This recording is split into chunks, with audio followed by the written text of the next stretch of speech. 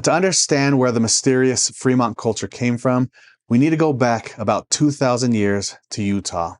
The land was wide open, but it wasn't unexplored. Many people forget that there were still people here who were hunter-gatherers. They hunted elk and bison and deer. They fished, they gathered seeds and roots, and they knew the land really well. They knew the canyons and the areas they should go for food and to stay alive. And we also call these people the archaic peoples.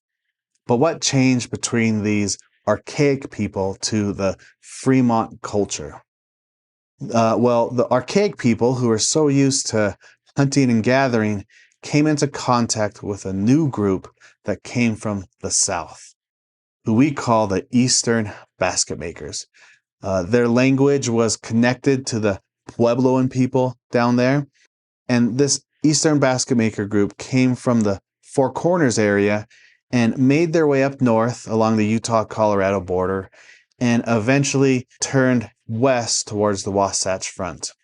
And what these people carried with them was life-changing to the archaic people that were already here.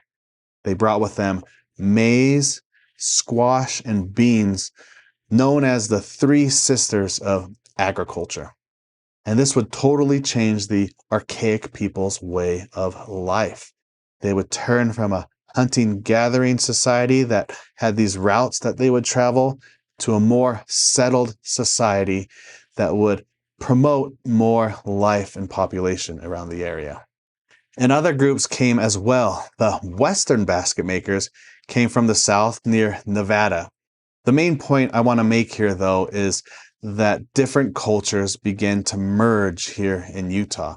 Utah kind of became the crossroads of different ideas and different ways of living. For the most part, the different peoples started to blend.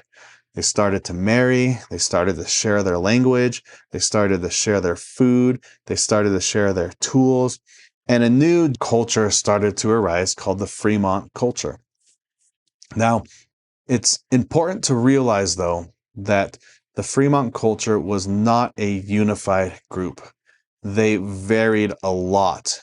It depended on where you lived and the cultures that came in. And there might have been differences in languages. But for the most part, we can kind of see a general culture or complex that had these similarities. And all this blending would shape the history of Utah.